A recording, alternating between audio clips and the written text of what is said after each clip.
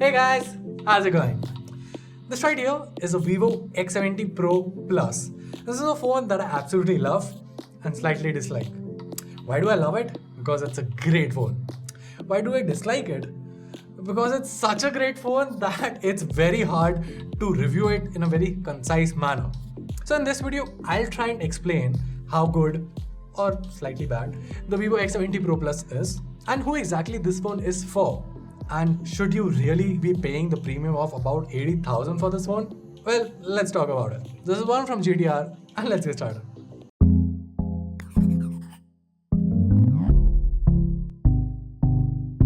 Alright, so let's start off with the design here. I mean, just looking at it, it just looks super unique, right? And they're both good and bad things about it. Obviously, this thing looks very good, and the in-hand feel of this is very, very premium. Like, you hold it and you know that you're holding a premium device. But that is not all things good. I mean, take the back panel for instance. This thing feels very premium and has zero fingerprints. But if your hands are slightly wet, I mean, let's say you're trying to use this phone under the rain. Yes, it does have IP protection, but at the same time, this thing will attract a lot of fingerprints in that sense. Speaking of fingerprints, that glass kind of a thing right next to the camera module, I mean, it does have the design aesthetics to it, but it just attracts fingerprints like anything. And it just makes you want to or need to carry a cleaning cloth with you at almost all the time. Also, speaking about the camera module, I mean, I'll get to the camera prowess in just a bit, but from a design perspective, this thing definitely is very top heavy. So using it is not as easy as you would expect. The good part here is that Vivo does supply a very good case right in the box. It's plastic, but definitely better than TPU cases, and it also adds a bit of texture to the back. Now, like I said, this is IP68 rated, and using it under the rain wasn't an issue whatsoever. Now, there isn't any 3.5mm headphone jack here, but Vivo does supply Type-C earphones inside the box, and they're great. Now, speaking of things that are great, this thing also comes with a very great haptic motor. I mean, typing experience or just normal browsing and navigating through menus is so good on this. The vibration is very well refined, and it's the closest thing that I've experienced to the iPhones. Now, one thing that I want to highlight is that gamers might feel that the vibration on this thing is a little bit too soft. I mean, they can't really feel the gunfires in the background and everything. And I get that, I completely get that. But I think you also need to understand that this thing is not for gamers. For gamers, if you want a gaming phone, you can spend way too less and get better options that offer better gaming performance. This thing is for camera enthusiasts and camera enthusiasts only. Now, we all know that there are smartphones out there that just add different lenses to their camera setup and just to make it sound big in numbers. Like, okay, we have a triple camera setup, we have a quad camera setup. It's not like Vivo does not do that on their budget offerings, but this thing right here is pure camera. You get a 50 megapixel primary sensor, an 8 megapixel periscope lens, a 12 megapixel telescopic lens, and a 48 megapixel ultra wide sensor. The best part here is that all of those four sensors have OIS. Not one, not two, all of them have OIS. In fact, the ultra wide sensor even has gimbal OIS, which is even better.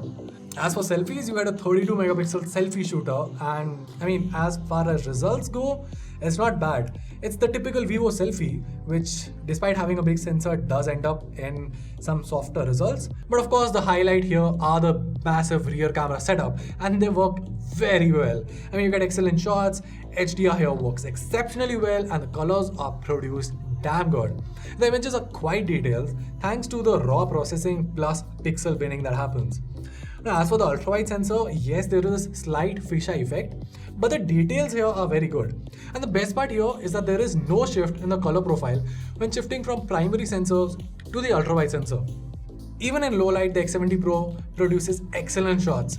The night mode works very well, and the fact that the sensors come with OIS makes shooting night mode shots very easy because it is able to eliminate all the slight shakes that your normal hand would have. Now, one thing to highlight here is that all the lenses on the body are custom made by Zeiss, and the German lens maker has also supplied its proprietary bokeh system. There's also a special coating here that reduces lens flare. Now, in my opinion, this Zeiss partnership with Vivo is far better than any of the other previous partnerships that we've seen, like OnePlus with Hasselblad or even Huawei with Leica.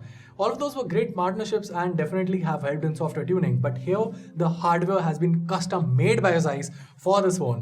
And I mean, the results definitely show that. There's also a custom Zeiss mode in the camera, which really enhances and has very good colors on the shots. Now, speaking of custom modes, the best part here is that yes, the camera definitely has plenty of modes, but this thing also has a pro video mode. I mean, yes, we've seen pro photography modes previously on other smartphones. This thing has a pro video mode, and I think this is the most advanced pro video mode on a camera smartphone that I've seen in recent times. I mean, when you talk about the Android world, you can compare the X70 Pro Plus with the likes of the Mi 11 Ultra or the Galaxy S21 Ultra. But in my personal opinion, I think the X70 Pro Plus is a clear winner, especially thanks to that pro video mode. Now, I won't be dwelling into much details because that is a video in itself. If you'd like to see a dedicated camera review of the X70 Pro Plus, let me know in the comments down below. But in a nutshell, it's definitely one of the best. I have to say one of the best because yes, it's a controversial statement, but yeah, it's definitely one of the best camera setups on an Android phone, if not the best. Now, complementing the camera, we have the flagship Snapdragon 888 Plus processor. Yes, it's the Plus variant, not the normal Snapdragon 888. Although the difference between both the chipsets is not much. I mean, the Snapdragon 888 Plus only has a slightly higher clock speed on one of the cores, and that's it. Everything else remains the same. So while technically in benchmarks, this thing does perform better, it still heats up like the Snapdragon 888. So yeah, if you're using it for gaming, like I said, this is not a gaming phone. This thing is going to heat up like anything. The thermals on this thing are not that good, but I think the Snapdragon 888 Plus is a very important chipset here because once again, it aids very well in the photographic or even the videographic needs of this phone. This thing can handle 8K footage, 30 FPS, no issues whatsoever, and 4K 60 also on this phone is super crisp. So yeah, coming back to the camera part, the performance is next level. The Snapdragon 888 Plus really helps in keeping this phone great, and the camera performance of this exceptionally great. Alright, moving along, let's talk about the display for a bit. We got an LTPO AMOLED Quad HD panel here with a refresh rate of 120Hz and a sampling rate of 300Hz. I mean, definitely it's a flagship panel here, and the curved screen is something that definitely is something I like to use here. And thanks to the curved panel, you don't really notice the bezels anyway, though the top and chin are a bit bold here. Now, this thing can get super bright, and outdoor usage is not an issue at all here. As for content consumption, wideband L1 is here, videos do play in HD content, the panel does support HDR content, so yeah, everything else is great here. Now, if you're serious about content consumption, this thing also comes with a stereo setup, and the audio experience here is damn good. And like I said, this thing also comes with Type-C earphones in the box, so you can use them if you want a bit more of a private listening experience. As far as the software is concerned, you do get FunTouch OS, which might not look the most premium OS out there, but take my word for it, it is definitely one of the most improved skins that we've seen in recent times. I do not mind using that here, but one slight complaint that I have, actually two slight complaints that I have. One, for an 80,000 phone, this thing comes with a massive amount of bloatware. That is not acceptable at all. Like seriously, for that amount of money, this thing should not be coming with bloatware. Especially the kind of bloatware that this thing comes with. So yeah, that is something that Vivo needs to address. Another thing that the company needs to address is that right now we're in October, but this thing still has the security patch of August. I can understand if Vivo is not giving security updates for your budget devices, but if you launch a flagship device that's supposed to be your best product, if you're not focusing or giving enough attention to your best product, that really is not a good statement, right? So, I mean, it's not like Vivo has said that there will be no software update to Android 12 or anything. Obviously, this thing will get updated to Android 12, but it would be nice to see some software patches, security patches every now and then.